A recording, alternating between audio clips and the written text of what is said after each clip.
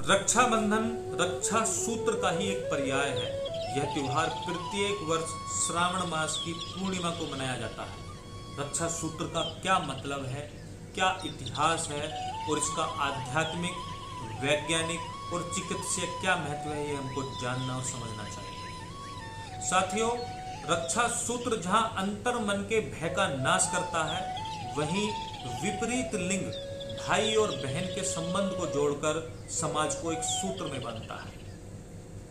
अगर मैं इसके इतिहास की बात करूं तो जब भगवान श्री कृष्ण 6000 वर्ष पूर्व शिशुपाल का वध सुदर्शन चक्र से कर देते हैं, तब उनकी अंगुली से रक्त निकलने लगता है।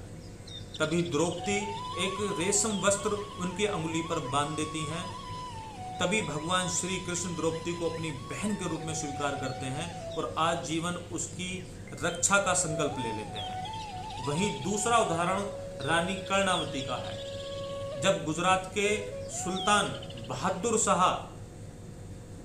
रानी कर्णावती को ललकार देते हैं, तब अपनी और अपने प्रजा की रक्षा के लिए रानी कर्णावती हुमायूं को राखी भेजती हैं और हुमायूं अपनी बहन का दर्जा रानी कर्णावती को देते हैं। वहीं तीसरा उदाहरण अलेक्जेंडर का है। जब अलेक्जेंडर राजा पुरु से मिलते हैं तो राजा पुरु की प्रखरता और विद्वत्ता को देखकर भयभीत हो जाते हैं। तभी अलेक्जेंडर की पत्नी रक्षाबंधन के त्योहार के विषय में जानती हैं और वो राजा पुरु को एक राखी भेजती हैं और उन्हें अपना भाई के रूप में स्वीकार करती हैं। तब उस युद्ध को टाला जाता है। ऐसे न जाने तमाम उदाहरण हमारे प्राचीन काल से आज तक इस त्योहार के लिए उपलब्ध हैं। लेकिन इस त्योहार का एक वैज्ञानिक, एक आध्यात्मिक और चिकित्सीय महत्व भी है। जहां रक्षा सूत्र को बनाने के लिए एक रेशम वस्त्र या रेशम धागे का प्रयोग किया जाता है, जो कि एक एंटीबैक्टीरियल है। इस रक्षा सूत्र में केसर, चंदन, दूर्वा, सरसों के दाने और अक्षत का मिश्रण तैयार कर हाथ में बांधने की हमारे यहाँ परंपरा रही है।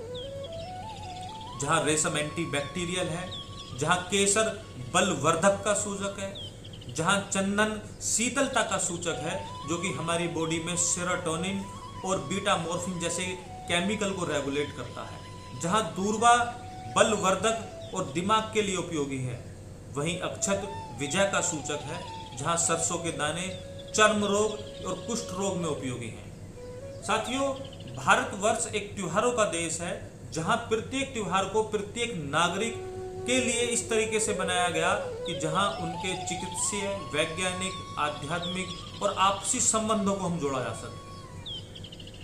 भारत के त्योहार एक परंपरा है, एक प्रत्येक व्यक्ति को जानना चाहिए और समझना चाहिए और उनके विषय में जानकर उनका सही तरीके से हम कैसे त्योहार को मनाएं, इसको अवश्य समझना चाहिए।